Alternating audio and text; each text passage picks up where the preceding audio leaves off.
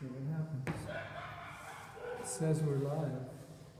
So you see Radha Damodara ki jai.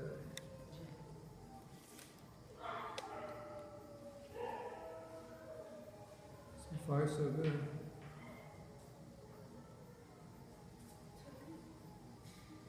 Seems to be.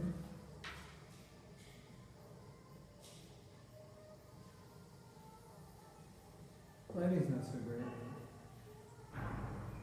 These are not meant to look good in bad light.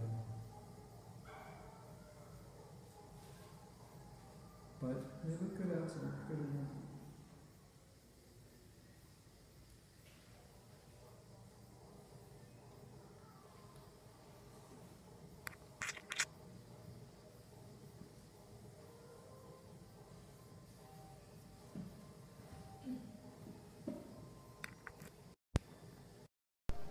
So, we're going to talk about some amazing things today.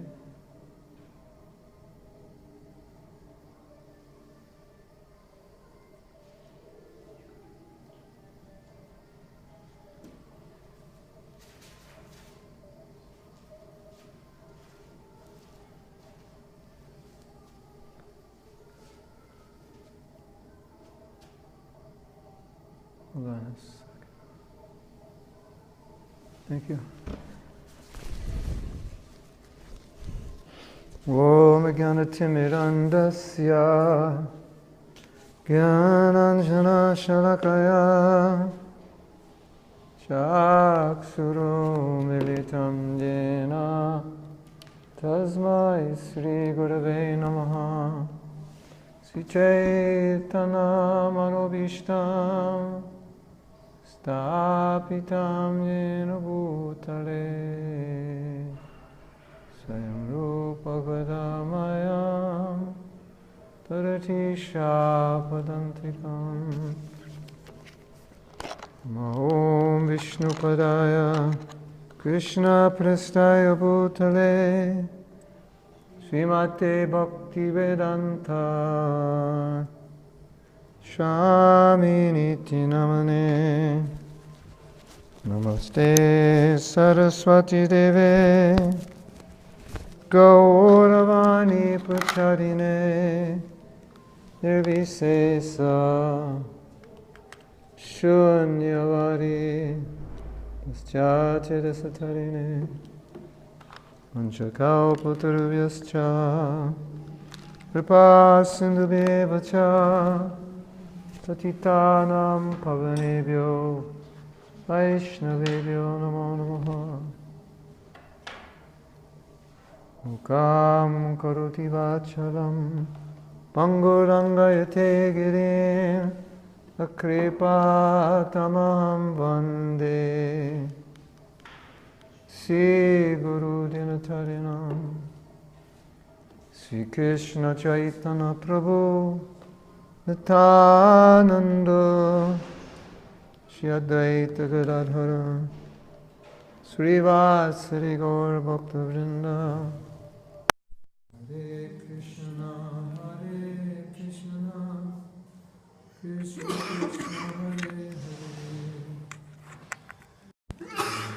Hare Hare Rama Rama Rama Hare Hare.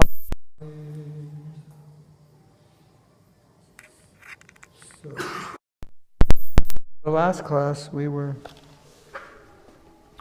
discussing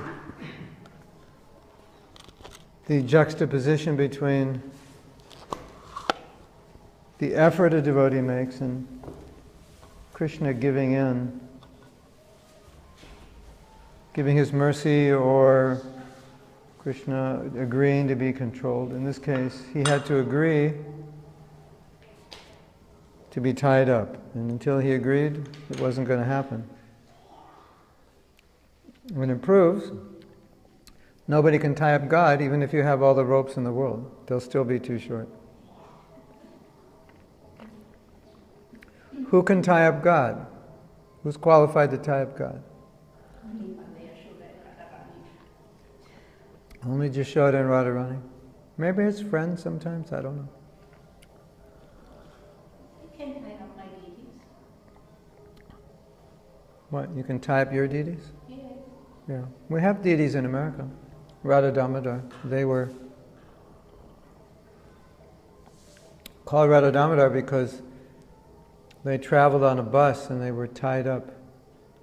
And to tie them up because so they wouldn't shake. And they were taken out. Almost every day they were taken out. They're tied up, so they were Radha Damodar. And Krishna has to agree to be tied up.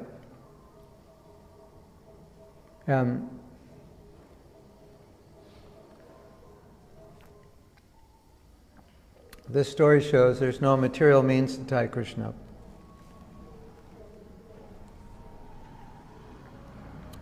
And then we were talking about what it takes to attract Krishna's attention or for Krishna to fulfill our desire. And we had mentioned that sometimes maybe we're not qualified for Krishna to fulfill our desire, so he won't. And I was thinking today,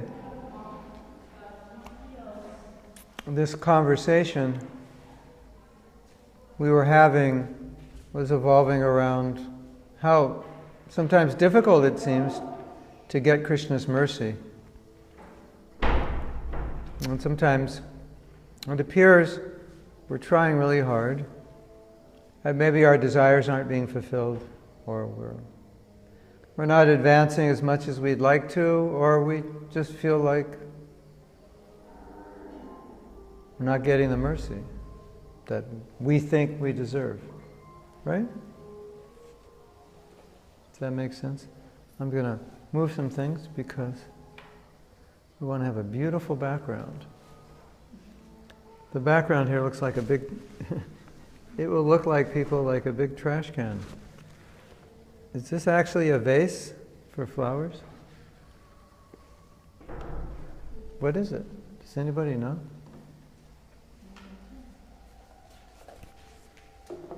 Welcome to Mayapur. You miss Vrindavan? I'm missing Vrindavan. I'm ready to go back.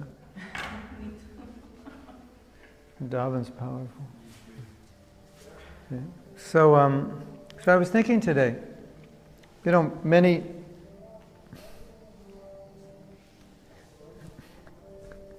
many times devotees say or feel that it's difficult to be Krishna conscious. That many times Prabhupada said it's not difficult, and many times devotees said the process is difficult, and many times Prabhupada said it's not difficult. So where does the confusion come in? And then I was thinking today that perhaps one of the reasons we think it's difficult when it isn't is because what we're trying to achieve is not easy. And somehow we think it should be easier than it is, and therefore we think it's hard. When you realize what you're trying to achieve and how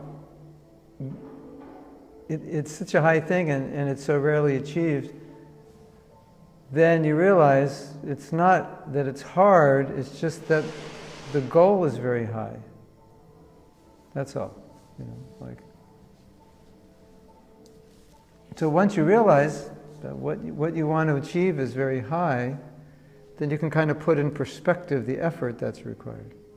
Like if you went to medical school, maybe you went to medical school for 4 or 5 years, and you were saying, why does it take so long? Why do they make it so hard? I could have learned everything in a year. And then someone comes from America and says, no, we went 10 years. You had it easy, so you thought it was hard, but relative to what they were doing, what you're doing is easy. So I think we just have to realize that what we're trying to achieve is very high, and where we've come from is very low. And we're actually progressing quite rapidly if you consider those two things. Does that make sense? We came from a very unqualified background to achieve what we're trying to achieve, and Prabhupada's guaranteeing us that we will achieve it, and we can achieve it. But it's not, because you have a long way to go. So if you have a long way to go, even though you've gone a long way, you still have a long way to go. It doesn't look like you've gone that far, right? It's a long ride. You ever drive across country? You know, like in America, drive across, it's 2 or 3 days.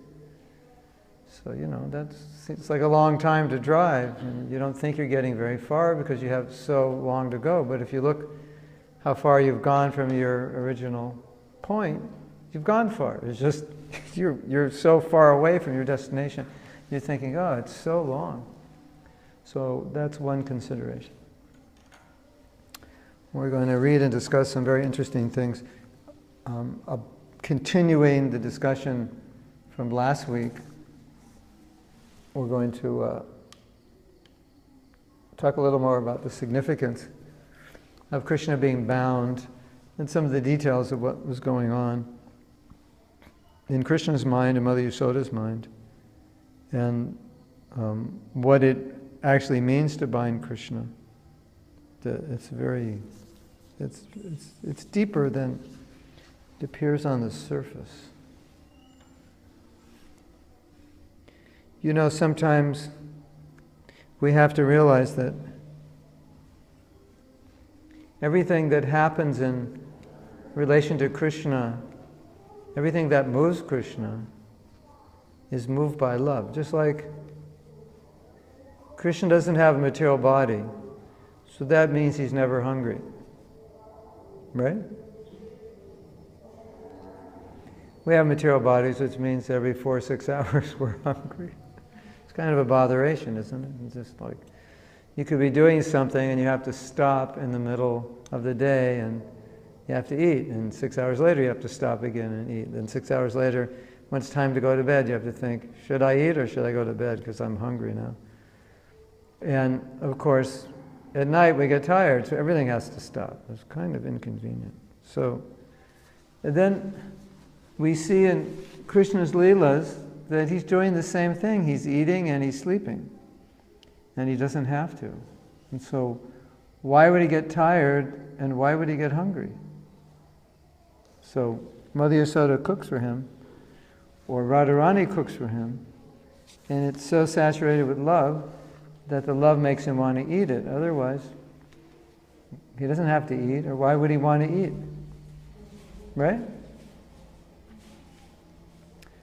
So often we say, you know, when we're cooking, it's the love that Krishna eats. But if there's no love, then there's nothing for him to eat, because he doesn't need to eat the food. Right? So the love is the spice that makes him hungry. Otherwise, he's not hungry. So how do you make God hungry? It's with love. Right? So that, again, that love is controlling him. And making him hungry is part of the control, because he doesn't have to be hungry. But a devotee can make Krishna hungry. Or in this pastime, Mother Yasoda made Krishna angry by leaving him. But it was because of her love that he became angry. So it wasn't that he was mistreated, but he was becoming angry because of her love. And as we said before, she went to turn the fire down on the stove only out of love for him. She doesn't do anything that's not out of love for him. That's not possible for her. She doesn't have any self-interest. So she's acting out of love, and that made him angry. Out of love, he did mischief, and ultimately out of love, he allowed her to bind him. Because nobody can bind Krishna. Nobody can bind God. There's nothing big enough. The demigods were looking at this and they were saying, she has piles and piles of ropes, and it won't bind Krishna, but she can put her arms around him. But she can't get the ropes around him. And what was so interesting, in the beginning of the story, she tried to bind Krishna. She took out the silk ropes that were in her braid, and that's what she tried to bind him with. But it was too short. And all the rope she got was too short. And there was a certain point that Krishna felt that Yasoda had made enough effort, and I will now allow her to bind me because that's what she wants. That's what she's been trying to do. And I just read today that she started binding him at sunrise, and she wasn't successful until sunset.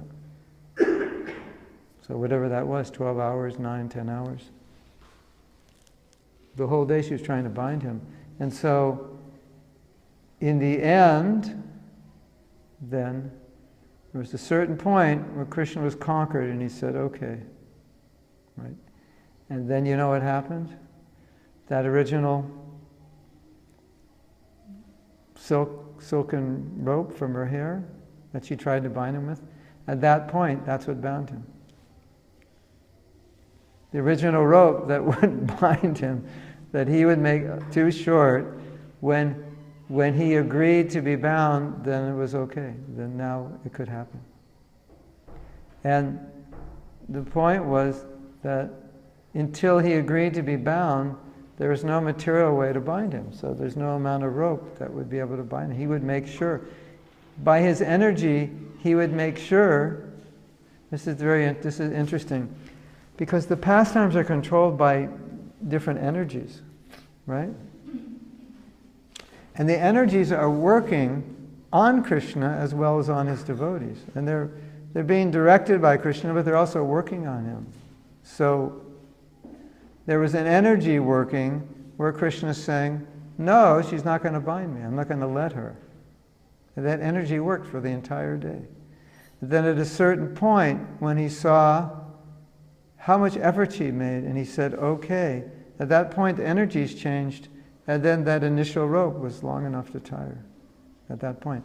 But until that energy shifted, the ropes wouldn't be long. There's no way he could be bound. So it didn't matter how you tried to bind him, he wouldn't be bound. Is that interesting? So as soon as the energy shifted, the rope all of a sudden was now long enough. The same rope that wasn't long enough originally is now long enough. Which energies are working? Is Yoga Maya and Mahamaya? Or? Yeah, there are other energies. They're all, one energy divided into many.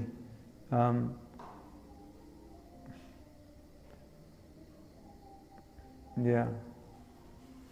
Because Krishna has many, many energies, so you can divide them very specifically what's happening.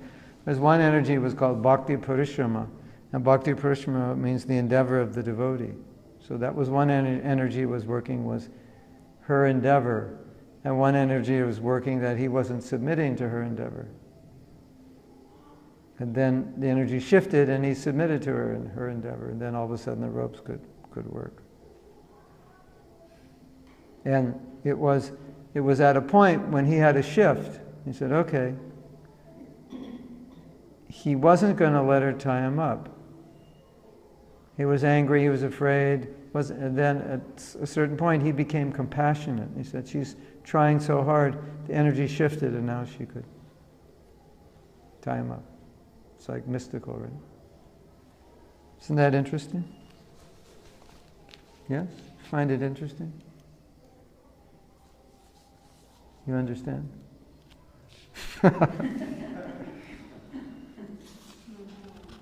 Well, I think one thing we can understand is that when you're very Krishna conscious, you can feel, or when you're not very Krishna conscious, you can feel shifting of energy affecting you. Right? So Krishna is also affected by energy. He's also being manipulated by it, but for him it's voluntary. He allows himself to be manipulated because it works. But the devotee is also being manipulated in some way. But Yasoda doesn't know it. And then Yasoda's looking at what happens. Wait a minute, this initial little piece of rope that I started with, now it works, and it didn't work before, and I had hundreds of feet of rope and it didn't work, and she's just looking at that going, I don't know what's going on here. Krishna's amazing. But when this Lila took so long, like 12 hours, and it was already dark, no? It was just, She finally tied him up at sunset. She tied him up at sunset. Yeah, but then when he tore down the trees, the Arjuna trees, then it was already dead. Should be, based on this explanation. Yeah. That was another mischief, because now he's tied up, so he can't do any mischief. That was the idea. And then he does more mischief. So when he was tied up, he's thinking, okay, she got me. So now I have to create my next level of mischief. So when he was tied up, Mother Yasoda said, okay, you just don't do any more mischief. I have to go clean the kitchen and then I'll come out and untie you. And it's also interesting, as we were talking before, how Krishna goes in and out of cognizance of his position as God. So while this whole pastime's happening, he's finally tied up, then he remembers, I'm supposed to save Nalakavera Manigriva. It's just like, okay, so now let's go into the next phase of the pastime. So he's there being a little boy and afraid of his mother, and then she goes away, and then he remembers, okay, I have to save. So he goes like in and out of his godhood.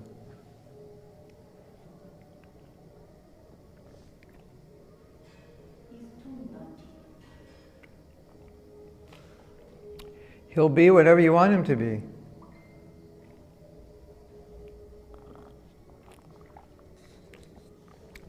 I think this makes noise when I get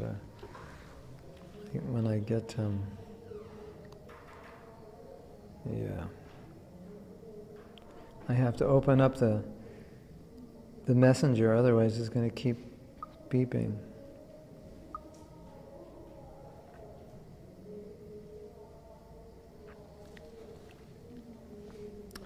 Jamuna 108, okay. So I want to read a few things. It'll give us a little more insight into how these energies work.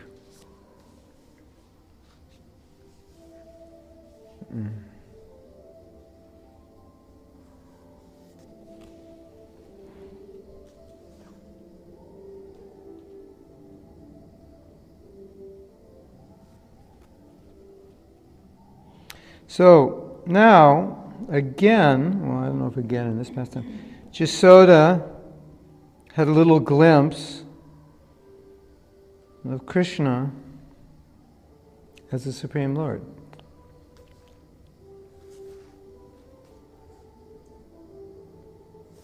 The gopis are saying, "O friend, O monarch," they're speaking to Yasoda, "this boy Krishna does not want to be embarrassed in front of his friends." He's being tied up in front of his friends. That was one of the reasons Krishna was running, because he thought, if I'm tied up, then my friends are going to see me. And he's like the head of the gang, and now the gang member has been tied up by his mother. It's kind of embarrassing. After all, if he is the Supreme Lord, you cannot accomplish anything he is not favorable to. So they're trying to convince her, you've been trying all day to tie him up, and he doesn't want to be tied up, and so why don't you just give up? And now they're saying, actually he's God, so if he doesn't want to be tied up, you can't. And this is what Yasoda says. He may be the Supreme Lord, but he is my son. Feeling somewhat refreshed and still confident of her strategy, she concluded, if he is, then he will just have to collect enough rope. Then we will just have to collect enough rope to encircle the Supreme Lord. And then she forgets. She says that, and then the next moment she forgets. But they're trying to say he's God. They're trying to say give up, and she won't give up, which also exemplifies that a devotee will never give up. But in the transcendental part of this, she, even if he is God, it doesn't matter, and then she forgets. Who was telling her? The other gopis? Other gopis, yeah. And this is what Krishna thinks. So this is So this part of the story, the acharyas are explaining that no matter what's going on, no matter what anybody says, and no matter how difficult it is, Jasoda doesn't give up. She just keeps going. That nobody, he's God, you've tried all these ropes, this mystical power, whatever it is, she's going, and she won't give up. And this attracted Krishna, that she wouldn't give up. Which is what we were discussing last week, which is an important point. A lot of times in japa workshops, devotees ask, well, what do I do when I'm chanting and I have no taste, I'm bored, I don't want to do it? And I say, one way of looking at that is to think that now that you have no taste, Krishna's looking at you and thinking, are you just going to act only when you feel like it, or can you do this when you don't feel like it? Can you just keep going no matter what? So that's basically Jasoda is exemplifying, and it attracts Krishna's attention. So listen to this. Casting aside his childness, Krishna reasoned with the mind of God. Not with his mind of God, but as Krishna reasoned, having the mind of God. Quote, she is so determined to discipline me. Such devotional resolve must be honored and rewarded. After a moment he added, perhaps I should give up my stubbornness and let her have her way. That may be the wisest course of action.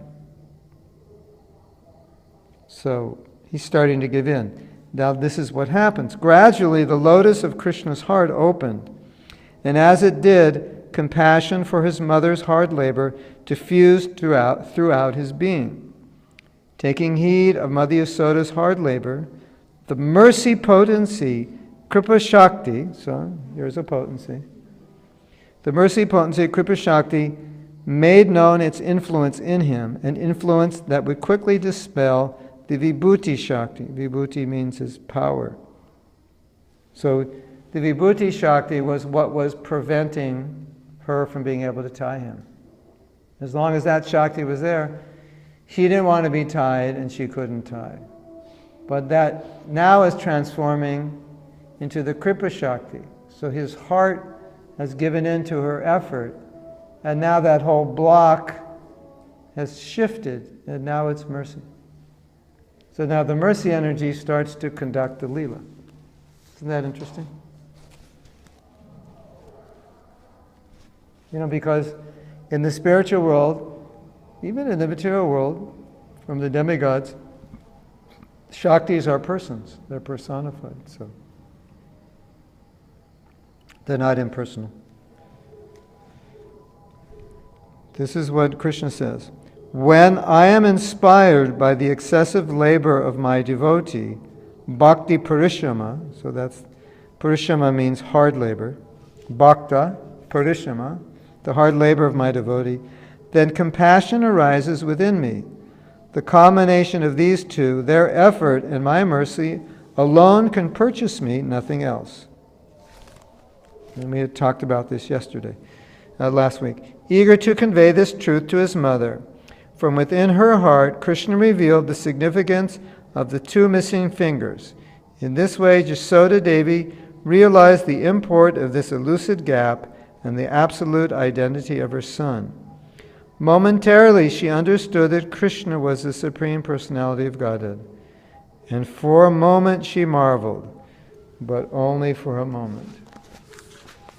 So, part of the Leela is that for a moment she understood Krishna's position.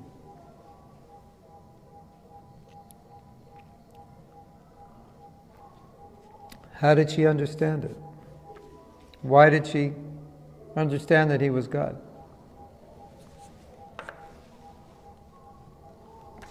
Because the Shakti had changed. The Kripa Shakti had changed. So she understood. He gave her a glimpse for a second, just for fun, so she could understand what's going on.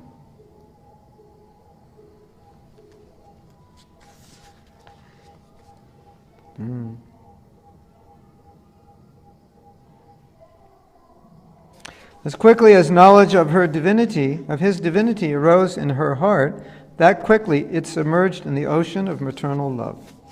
Because in the residents of Braja, their love is so strong that any knowledge of his position as God, it can't remain, because that love just overcomes it. You know, just like if you're a little girl and your father may be whatever, the president of a country. And so you may realize that, but your love for him as a father is so strong you just forget, because it doesn't have any relevance to you, right? So it's like that. Their love is so strong, it just immediately covers any knowledge, and also that knowledge, it's antagonistic to their love. It's not necessary for it. It only ruins it. So,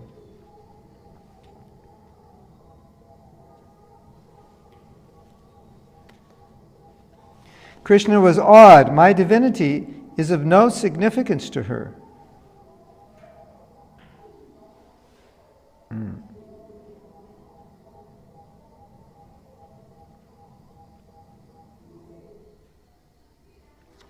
So the gopis were around, they were watching it, and the same thing happened to them. Their maternal love increased, and they were feeling just like Jasoda was feeling. They were watching Jasoda, it increased their love. And so they all became overcome with love for Krishna, and any sense of majesty was gone.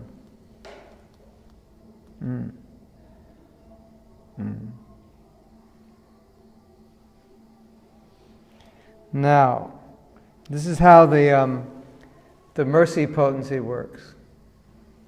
Listen to this. The rising compassion in Krishna's heart whispered, "Give yourself to her. Do as she wills." Krishna was fascinated. How is this happening? All the ropes in creation cannot bind me. How could they? My form has no inside, has no outside. I'm inside and outside of everything. There's no beginning, there's no end. How could anyone triumph over me? But this gopi queen is doing just that. So now Krishna's, his own potency is bewildering him. Like, what's happening? How is this possible? Is that weird? So the potency is bewildering Jasoda, and it's bewildering Krishna. But even love in this world does that, isn't it? Like, you ever see somebody in love and they become different? They become a different person. Your friend, this big, rough, tough guy, and now he's got this girlfriend, and he's like all refined and sweet. He stops cursing, and whatever she says, he does. And he's looking at that and he's thinking, this has never happened to me before. I don't know what's going on. How is this happening?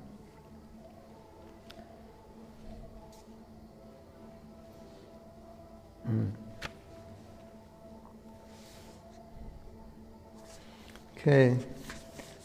I want to read some of this because it just explains it so much better than I can. You know, in that example you discussed now, he allows himself to become bewildered as well, which is different to the analogy you gave, right? Because he's allowed himself to become bewildered by his energy, because he can also choose to not, like you said before, right? Is that correct? Yeah. Of course, trying to figure this all out, and for us, like it said that a devotee, we don't try to figure Krishna out, but this is rasa, so it's what we're supposed to get out of this story is how much Krishna responds to love, and how much he feeds on it, and how much we don't have it, and how much that what we don't have is the very thing that he wants and pleases him, and how it's not the material aspects of what we do, but it's the heart. Just like Prabhupada has tried to explain this to us in many different ways. About when we cook, it's the devotion. When you sing, it's the devotion. When you serve, it's the devotion. It's not the external. And for us, our background is all about what's the use if you can't produce something valuable, right? It's all about how does it look, how does it taste, how does it sound, how does it feel, how does it smell? It has to be. But when you read this story, you really understand how Krishna is being completely mesmerized and manipulated by love on purpose. And he's doing everything to just extract more love from Yasoda, and then he's allowing himself more and more to be controlled by it. Because that's what he wants. So this story, at least one of the things that it does or it should do, is make us realize how much Krishna wants love, how much he relishes love, and how the material perfections of what we do are only that, material perfections. If those material perfections are a manifestation of our love, it's perfect. If they're not, it's just material perfection, not necessarily attracting Krishna. Often it's our ego that produces something that's good, that's nice materially, not love. It may come out of love and it may not. So Prabhupada, there are interesting letters that Prabhupada has written specifically about kirtan, that we're not professional musicians and our chanting is meant to please Krishna. So it doesn't mean we don't chant nicely, but that focus on material perfection is not what we're looking at. And I think I told the story of very, very early paintings in the Krishna book, and Prabhupada liked them because he saw the devotion in them. And the more materially perfected ones that he didn't see as much devotion, he didn't like, even though materially they were better. And he rejected them. He wouldn't put them in his book.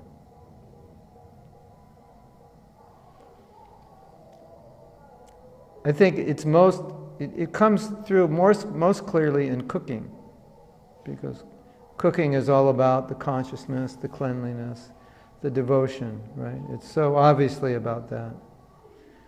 But everything is like cooking. Ultimately, everything is meant to be like cooking. Right? I mean, it should be. So that's really what you get from this pastime, because you see that everything Krishna is doing here, it's all calculated. And then he's Mother Yasoda's devotion, effort, is just hitting a high point, and then it hits this high point, and he's like, he can't control himself. He gives in, and now the love is so high, he becomes completely controlled by it, and he can't control himself anymore. And now she wins. Love wins.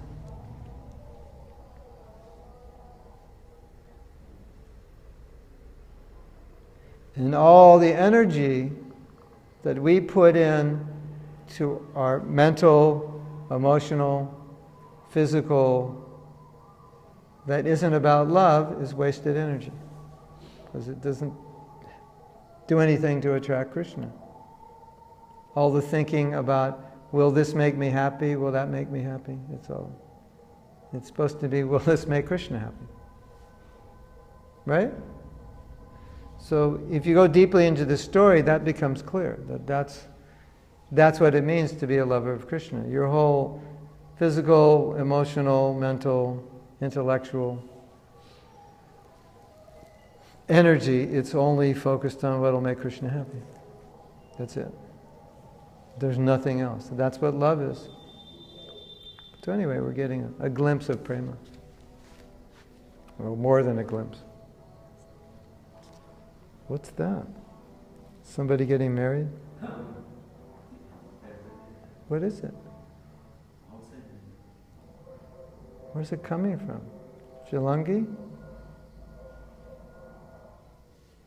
Or it's coming next door in devotee's house?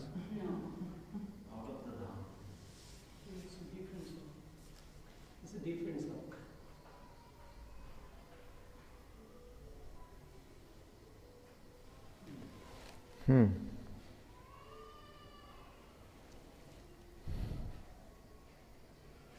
Okay.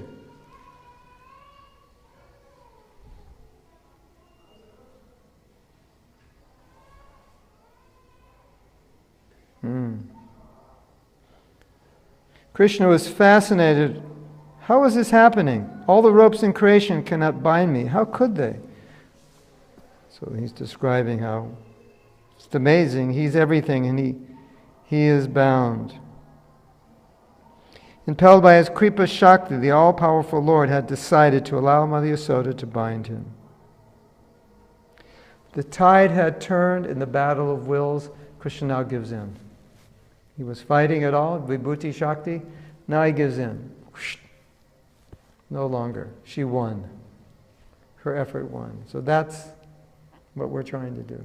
Krishna, I'm trying to convince you to give me mercy. And we just keep serving, chanting, praying. Right? I'm worthy of mercy. I want to love you. We're trying to convince him. And the Krishna may say, okay, here's a little mercy. That's the payment, right? You get paid in mercy. Not dollars and cents, but mercy. Thus Krishna agreed to be bound, not because being bound was part of an eternal pastime, but because his mother wanted it. So he's giving in now to his mother's will. So if you love Krishna, whatever you want, he gives into.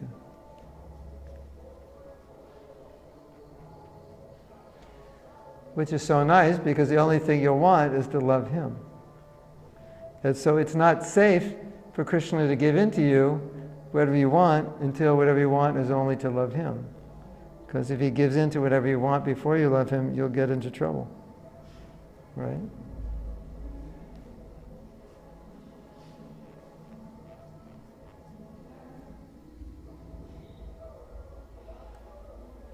So it's like, like sometimes a man says to a woman, I love you, and she says, show me. Show me that you love me, I want to see it. I don't know if I believe you. So Krishna's like that. Krishna, I want to love you. Okay, show me. So now Yasoda showed, and now he's surrendered.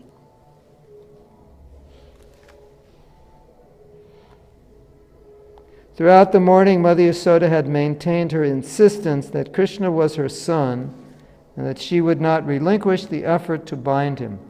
Finally, between the determination of the devotee and the determination of the Lord, the determination of the devotee prevailed. In this way, Krishna abandoned his childhood stubbornness. Radiating from his heart, the Kripa Shakti addressed the two other potencies, saying, O great ones, it is now time that you withdraw your influence. Our Lord has changed his mood and desires to submit to Queen Yasoda. Okay, this is the potency. The Satya, Sankalpa, and Vibhuti potencies replied, O Empress who rules over us, O Chakravartini, it shall be as you command. May you increase the glories of the Supreme Lord. Having thus spoken, the two potencies withdrew from the Lord, and their influence faded like the last rays of the sun, setting sun. As the Vibhuti Shakti exhibited indifference to the ropes challenging Krishna, it became possible to bind him. So it was the Shaktis that were preventing it. That's the explanation. And now it's time to surrender. The Shaktis, they subsist, subside, they're off the stage, and now she can bind her son. Meanwhile, as eager as Mother Yasoda had been to bind Krishna, she was now equally exhausted from her exertions. Exhaustion combined with the day's experience brought her to the conclusion that Krishna could not be bound. That boy whose limbs were encircled with bangles, anklets, and a belt could not be encircled by all the ropes of the village. In other words, she had given up at this point. He gave up, and she also gave up. But she ended up binding him, and she wasn't even trying anymore. That's how the Shaktis work.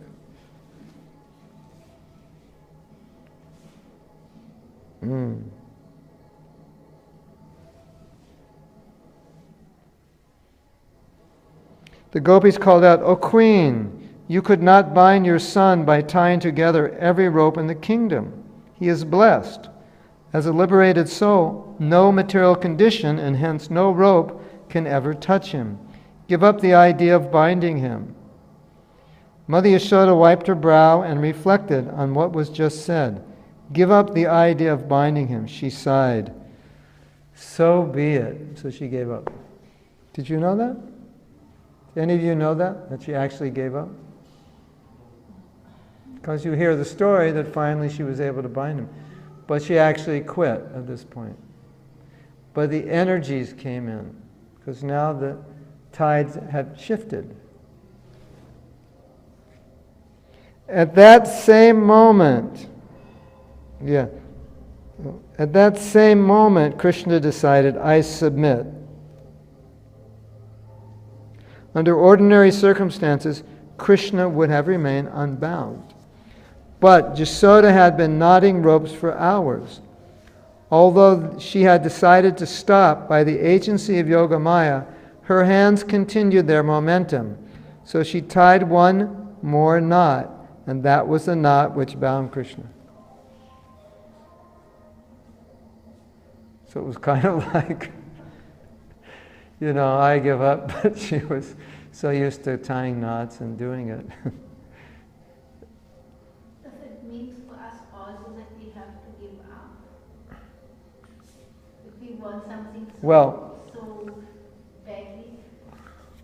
Well, I think what it means to me is that sometimes you give up trying because you know you can only do it by Krishna's mercy, and maybe sometimes you're trying, but you're not trying with Krishna's mercy, you're just trying, and you realize, okay, this is, I want to do this, I'm down here, and I'm not qualified to do this, and I'm trying to do this, and it's not working. So I just have to realize that I'll never get up here without His mercy. It's just not going to happen. So I think that's a lesson for us. Maybe give up trying to do it without His mercy.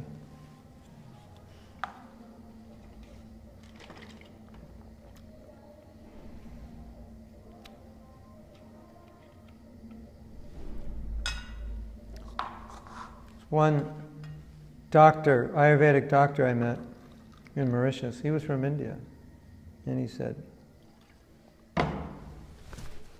"You need to eat sugarcane." He said, sugarcane is one of the, 7 nectars in Ayurveda, along with milk. I think almonds, raisins, maybe ghee. I said, how much? As much as you want. When I'm in Mauritius, I eat a lot of sugarcane. Plates full, where they cut it up for me and a plate's full of it.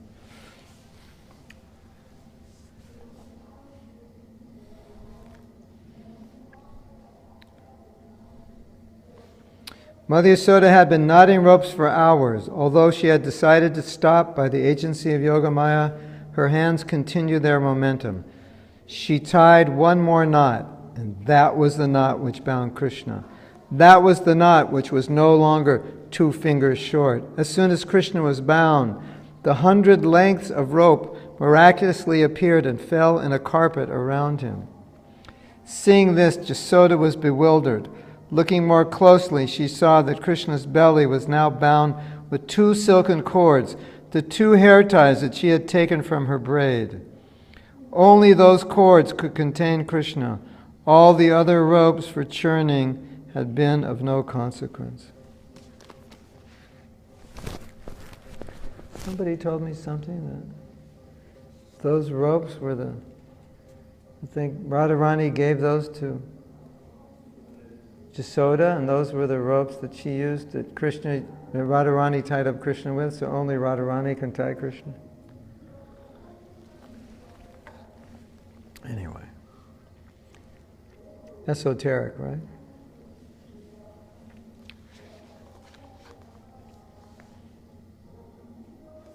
So the ropes that tied Krishna were from Radharani or from, I thought you just read from when he showed his hair.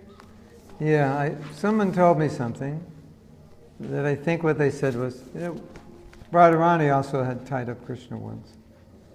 And I think he said the ropes that she used, they're like silken ropes, those were the ropes Mother Yasoda was tying her hair with. So the same rope that Radha tied up Krishna was the same rope Yasoda used to tie up Krishna, showing that only Radha can tie, or only by Radha's mercy.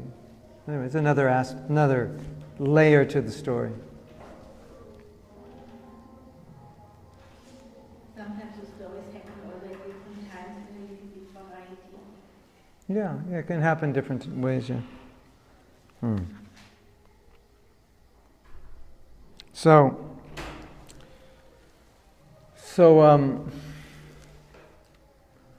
when Mother Yasoda was punishing Krishna, she made a lot of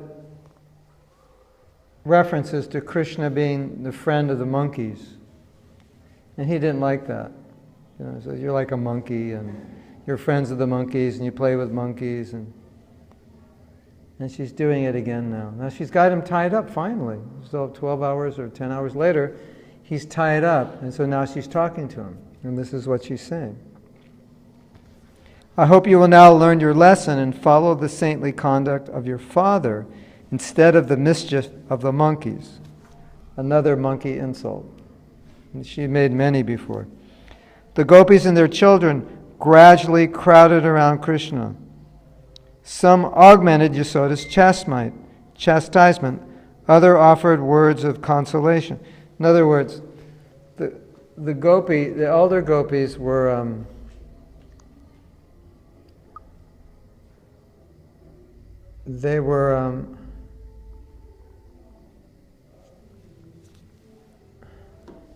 saying, yes, you were naughty.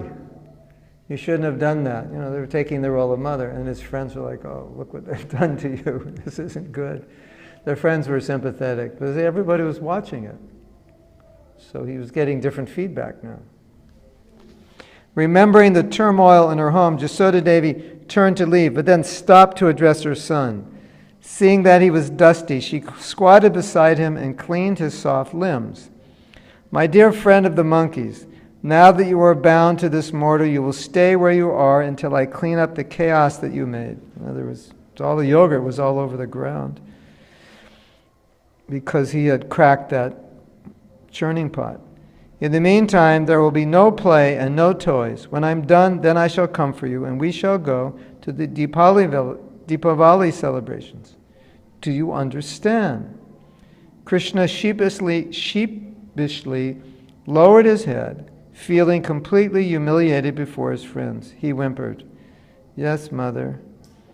Yasoda Devi embraced Krishna and repeatedly kissed his cheeks, eyes, and forehead. You started this day off as a troublemaker. Now finish it as a good boy. Turning to Subala and some other gopas, Krishna's age, Yasoda said, you boys stay here and keep an eye on your friend. If he tries to untie himself or to inaugurate some mischief, immediately inform me. Yes, Maharani.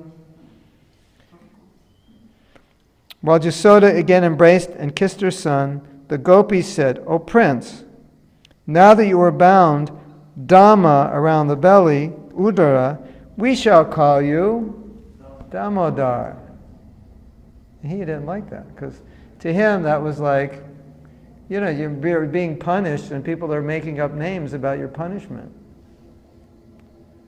So he didn't like that. But later on he liked it. He took it affectionately, but initially it's like, here I am tied up, bound, and now you're calling me names, isn't it? That's what boys would do, Ha ha, Damodara. Tied around the belly, ha ha. So he wasn't happy. Can you repeat this meaning? Tied up as a belly. Yeah. Dhamma, tied up, Udara, belly.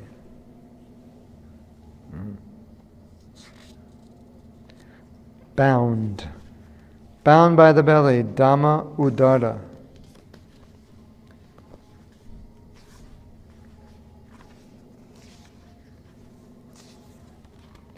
Try to finish this chapter. Because I can't give class tomorrow, because I'm going to a wedding. So, This one? a better one, no.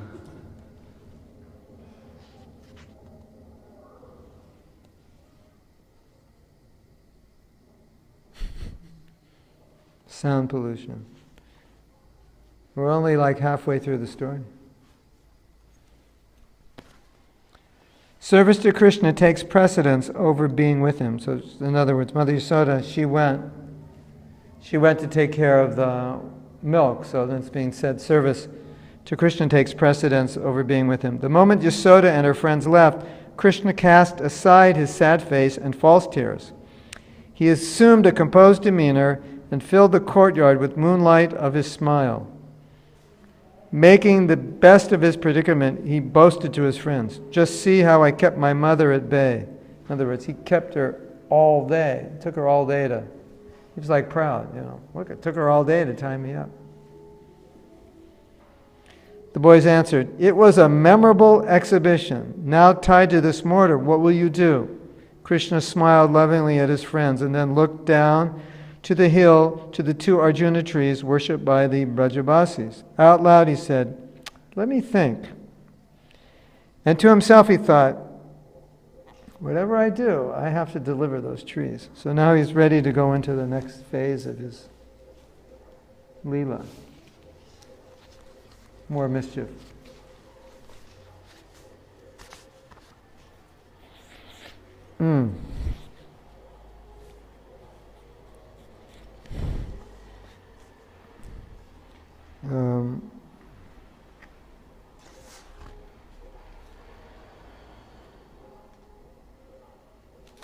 The rest of this chapter is just basically describing this whole Leela and the mercy that Yasoda got, and how, the things we were discussing. Let me read something at the end.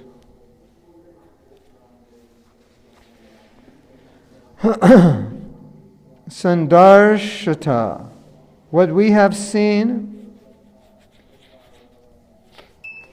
this exalted gopi achieve is her exclusive prerogative.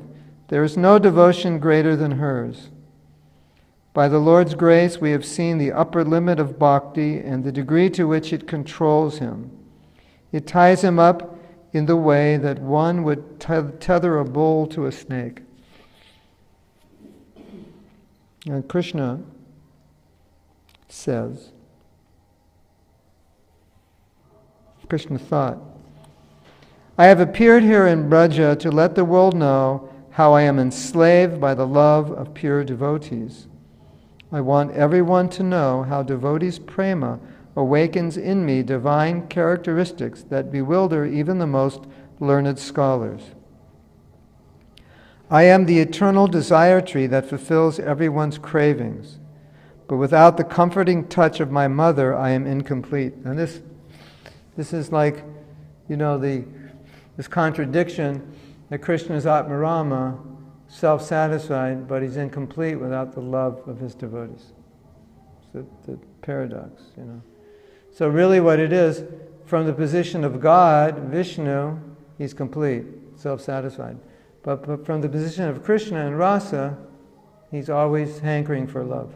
So he's incomplete in that sense. Does that make sense? And that goes back to the idea that Krishna's incompleteness is completed by his devotees' love. So he's complete, but he's hankering after love. And because he's hankering after love, if you want to satisfy Krishna, the only way to satisfy him is with love, because that's the only thing that he's hankering after. Otherwise, he doesn't